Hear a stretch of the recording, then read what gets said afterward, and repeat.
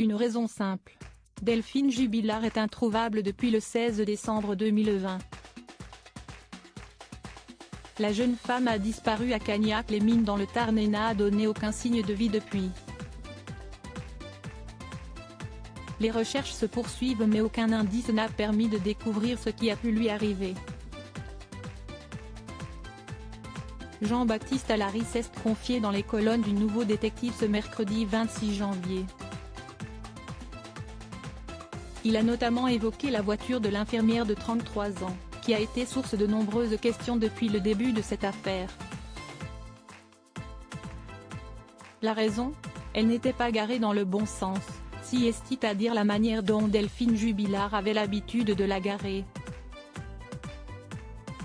Il faut préciser que la rue est à double sens, a d'abord appelé l'avocat de Cédric Jubilard. En fait, quand Delphine rentrait de son travail à la clinique d'Albi, elle garait sa voiture avec la portière passager côté maison. Mais quand elle revenait de l'école de son fils, elle se rangeait comme les gendarmes l'ont retrouvée, dans l'autre sens, a-t-il poursuivi.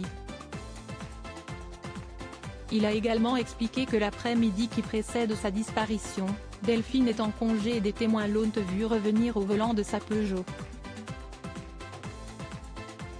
Celle-ci était donc garée normalement, a conclu Jean-Baptiste Allary. Une explication qui vient mettre fin à de nombreuses rumeurs. Un élément important ? Depuis le début de cette affaire, les enquêteurs se sont penchés sur de nombreux objets qui pourraient apporter des réponses concrètes. La voiture en faisait partie puisque celle-ci, garée dans le mauvais sens, a fait beaucoup parler. De plus, Paris Match avait, en juin dernier soit au moment de l'incarcération de Cédric Jubilard, rapporté le résultat des analyses faites à l'intérieur du véhicule. Le véhicule a été garé dans l'autre sens. Il a donc été utilisé depuis la veille, ce que confirme un expert en constatant la buée sur la face intérieure des vitres, pouvait-on lire. Une présence de buée qui pouvait laisser penser que la voiture avait été utilisée seulement quelques heures avant la disparition de Delphine Jubilard et des gendarmes. Toutefois, selon Jean-Baptiste Allary, il y a une explication très simple. Il faisait 3 degrés cette nuit-là et le taux d'humidité avoisinait les 98%. Comme une des vitres était entrouverte, il y avait un peu de rosée à l'intérieur, a-t-il déclaré avant d'ajouter, si est-il aussi simple que ça ? Cette explication va-t-elle suffire aux enquêteurs ? Pour rappel, des fouilles ont débuté dans la ferme qui a brûlé, évoquée par Cédric Jubilard lors de son incarcération. Si les enquêteurs cherchent le corps de la jeune femme, ils espérant également retrouver son téléphone. Un nouvel épisode d'Affaires suivantes était diffusé sur BFM TV le 23 janvier dernier et un journaliste a assuré que cet élément pourrait contenir la clé du mystère. Et concernant sa localisation, il a pu être balancé dans la fosse avec la victime, avait-il affirmé. Va-t-il être retrouvé par les enquêteurs ? Cédric Jubilard, a-t-il succombé à la pression ?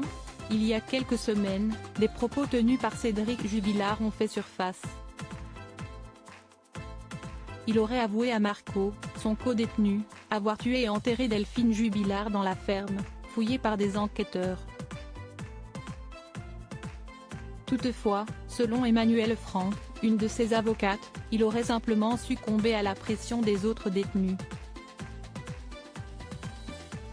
Il avait déjà indiqué cela à sa compagne dès le mois de juin. Elle lui posait de manière assez pressante la question que tout le monde se pose à savoir s'il a tué ou non Delphine Jubilard, a-t-elle assuré sur l'antenne de BFM TV. À force de lui répondre qu'il n'a rien fait et qu'il est innocent, il avait fini par lui dire, sur un ton ironique que l'on peut discuter bien sûr, qu'il avait tué et enterré Delphine dans la ferme qui a brûlé, a-t-elle conclu. Pour rappel, Cédric Jubilard a été mis en examen pour homicide volontaire sur conjoint en juin 2021. Il est incarcéré à la prison de Toulouse 16 depuis et toutes ses demandes de remise en liberté ont été refusées.